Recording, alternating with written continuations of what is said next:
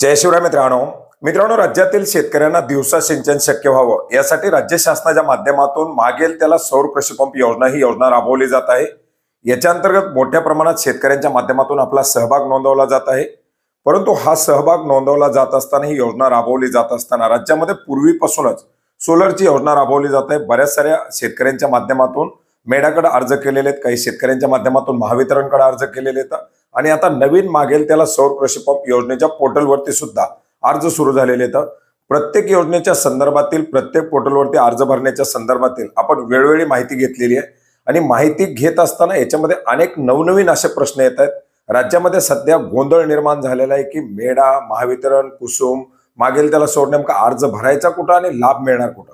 कारण मित्रांनो आपण जर पाहिलं तर बऱ्याच साऱ्या लाभार्थ्यांनी ज्यांनी मेडावरती अर्ज केलेले आहेत त्यांना लॉग इन केल्यानंतर सांगितलं जातं की आपला महावितरणकडे अर्ज दिलेला आहे। महावितरणच्या पोर्टलवरती लॉग इन केलं तर सांगितलं जातं आपला कुसुम मध्ये अर्ज दिलेला आहे। आणि ही सगळ्या गोंधळाच्या परिस्थितीमध्ये योजना वेगवेगळ्या आहेत, पोर्टल वेगवेगळे आहेत की लाभ कसा दिला जाणार हा एक प्रश्न या ठिकाणी निर्माण झालेला आहे। आणि मित्रांनो याच्याच अनुषंगाने आलेले काही प्रश्न आणि त्याची उत्तरं आजच्या व्हिडिओच्या माध्यमातून जाणून घेण्याचा प्रयत्न करणार आहोत। मित्रांनो याच्यामध्ये सर्वात महत्त्वाचा पहिला प्रश्न म्हणजे जुन्या अर्जाचं नेमकं काय होणार। 2021 मध्ये मेडाचे अर्ज सुरू झाल्यानंतर बऱ्याच साऱ्या लाभार्थीच्या माध्यमातून अर्ज भरण्यात आलेले होते। त्याच्यामध्ये दोन प्रकारामध्ये वर्गीकरण करण्यात आलेलं होतं, एक म्हणजे सेफ विलेजेस लिस्ट आणि दुसरी सेफ विलेजेस लिस्ट नसलेली गावं। याच्यामध्ये सेफ विलेजेस लिस्ट नसलेल्या गावामध्ये शेतकऱ्याच्या माध्यमातून डिझेल पंपाचा ऑप्शन निवडून त्या ठिकाणी अर्ज पूर्ण केले होते। परंतु जमीन जोडताना किंवा जमिनीचा पाण्याचा तपशील जोडताना बोरवेल जोडून बोरवेलवरती डिझेल पंप जोडणं वगैरे असे बरेच सारे प्रकार घडलेले आहेत। डार्क वॉटर शेडमध्ये 300 फूट बोर, 400 फूट बोर, पाण्याची पातळी जास्त दाखवणं असे अनेक प्रकार अर्ज करत असताना घडलेले आहेत।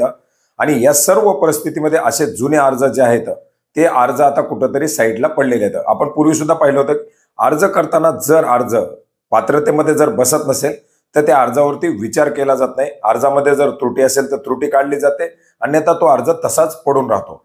बऱ्याच साऱ्या शेतकऱ्यांच्या माध्यमातून 2 हेक्टर जमीन, त्याच्यावरती बोरवेल आणि बोरवेलवरती डिझेल पंप अशा प्रकारामध्ये अर्ज केलेले आहेत। तर काही शेतकऱ्यांच्या माध्यमातून सामायिक क्षेत्राची सहमती पत्र न जोडणं, काही शेतकऱ्यांच्या माध्यमातून विहिरीची बोरची नोंद नसलेले सातबारे जोडणं किंवा काही ठिकाणी अनेक साऱ्या चुकीच्या प्रकारामध्ये ते अर्ज भरले गेले आहेत। आणि असे जे अर्ज आहेत ते कुसुमच्या पोर्टलवरती तसेच पडून आहेत। ते अर्ज अद्यापही महावितरणला किंवा पुढे प्रक्रियेसाठी ट्रान्सफर करण्यात आलेले नाहीत, हस्तांतरित करण्यात आलेले नाहीत।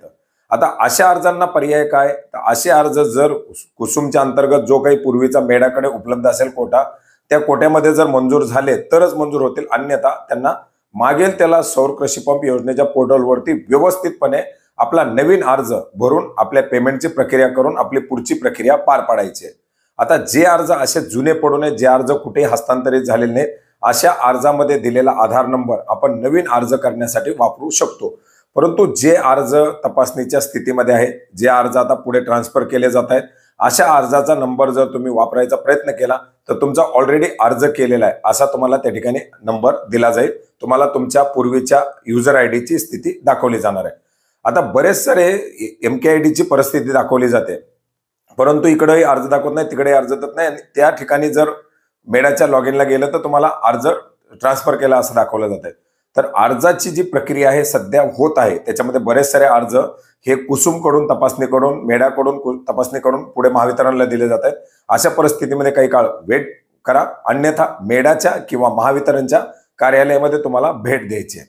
आता याच्यामध्ये जुने जे अर्ज आहेत, ज्यांचे 2021 चे अर्ज आहेत, 2022 चे जे अर्ज आहेत, जे अर्ज कुठल्याही पोर्टलला दाखवत नाहीत, आपली विनंती मंजूर झालेली परंतु तो अर्ज तसंच पडू नये, त्या लाभार्थ्यांना आपला आधार नंबर चेक करून आपल्याला मागेल त्याला सौर कृषी पंप योजनेमध्ये अर्ज करता येतोय का हे तपासायचे। अर्ज करता येत असेल तर अर्ज करून आपल्याला पेमेंट करायचे। जर आपल्याला याच्या संदर्भात जर काही डाऊट असेल तर आपण आपल्या मेडाच्या कार्यालयाशी संपर्क करून आपल्या अर्जाची स्थिती सुद्धा चेक करू शकता।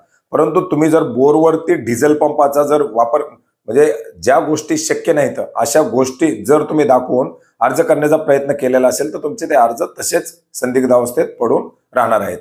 आता याच्यामध्ये बरेच जण म्हणतात की मग नेमकी अटी पात्रता काय आहेत। मी यापूर्वी सुद्धा सांगितले की विहिरीवरती तुमच्या विजेचं कनेक्शन असावं। बरेच सारे आधार कार्ड आता महावितरणकडे अर्जाची प्रक्रिया ट्रान्सफर करण्यात आलेली आहे।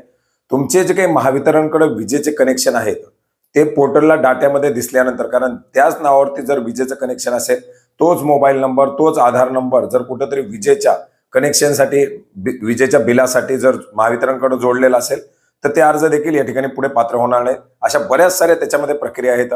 तुमच्याकडे जमीन, आता 20 गुंठ्यापेक्षा जास्त जमीन असावी, 2.5 एकर पर्यंत जमीन असेल तर तुम्हाला 3 HP चा पंप दिला जातो. 3 HP पासून पुढे 5 HP साठी 2.5 ते 5 एकर जमीन असावी, आणि 5 एकर पेक्षा जास्त जमीन असेल तर 7.5 HP चा पंप दिला जातो. याच्यामध्ये लाभार्थ्याकडे समजा 6 एकर जमीन आहे पण त्याला 3 HP चा हवा असेल तर लाभार्थी 3 HP चा घेऊ शकतो, 5 HP चा घेऊ शकतो, परंतु क्षमतेपेक्षा जास्त कॅपॅसिटीचा पंप शेतकऱ्यांना मिळत नाही. आता याच्यामध्ये डार्क वॉटर शेडमध्ये असलेली गावं, त्याच्यानंतर बोरवेलचं पाण्याचा स्रोत किंवा इतर काही स्रोत अशा स्रोतावरती असतील, आणि त्या भागाची जी काही भौगोलिक परिस्थिती पाहून सुद्धा त्या पंपाचं त्या ठिकाणी आवंटन केलं जातं. याच्यानंतर बारमाही वाहणारी नदी. आता बऱ्याच जणांना कन्फ्युजन आहे की नदीवरती अर्ज केला. बारमाही वाहणाऱ्या नद्या महाराष्ट्रात खूप कमी आहेत. अशा बारमाही नदी, जर बारमाही पाणी वाहत असेल त्या नदीवरती, समजा धरणाच्या खालचं क्षेत्र आहे तिथं पाण्याची कंटिन्यू उपलब्धता असेल, अशी जी काही तपासणी, अशी स्कूटनी महावितरणच्या माध्यमातून करून जर त्या ठिकाणी पाण्याची उपलब्धता आहे असं जर दिसून आलं तरच सोलर दिला जाऊ शकतो, अन्यथा सोलर मिळत नाही. पुन्हा जलसंधारणाचे जे काही पाणी साठपाचे पाझर तलाव असतील किंवा तुमचे कॅनॉल असतील, अशा ठिकाणी तुम्हाला सोलर लावण्याची अनुमती दिली जात नाही. तुम्ही तुमच्या शेततळ्यावरती, तुमच्या बोरवरती किंवा तुमच्या विहिरीवरती सोलर लावू शकता, आणि तशा प्रकारची जी काही सिंचनाच्या साधनाची नोंद तुमच्या नमुना बाराला असणं गरजेचं आहे. ई-पीक पाहणी केलेल्या नोंदी सुद्धा याच्यामध्ये चालतात. विहीर, बोर असेल तर कायम पण नोंदवा, शेततळ असेल तर कायम पण नोंदवा, आणि सिंचनाच्या साधनामध्ये ज्यावेळेस तुम्ही ई-पीक पाहणी कराल त्यावेळेस तुमचं जे काही सिंचनाचं साधन असेल ते जोडा. अशा प्रकारच्या आता ह्या इंटिग्रेटेड सगळे सिस्टम झालेले आहेत. प्रत्येक पोर्टल एकमेकाशी जोडलं गेलेलं आहे, त्यामुळे आपण जेवढा तंतोतंत डाटा भरू तेवढी तंतोतंत माहिती एकमेकाच्या त्या पोर्टलला मिळणार आहे, आणि ते एवढ्या मोठ्या प्रमाणात लाभार्थी पात्रता आता या ठिकाणी होणार आहे. दुसरा महत्वाचा असा प्रश्न म्हणजे पेमेंट. आता पेमेंटची प्रक्रिया अशी केलेली की आपण अर्ज करत असताना आपण जर डिमांड भरलं, आपण जर पेमेंट केलं तरच तो अर्ज पुढील प्रक्रियेमध्ये समाविष्ट करण्यासाठी घेतला जात आहे. तर अशा प्रकारे जे काही नवीन आलेले किंवा नव्यानं विचारलेले प्रश्न होते, ज्याची माहिती आपणास नक्की उपयोग पडेल अशी आशा करतो. भेटूयात नवीन माहितीसह, नवीन अपडेटसह. धन्यवाद.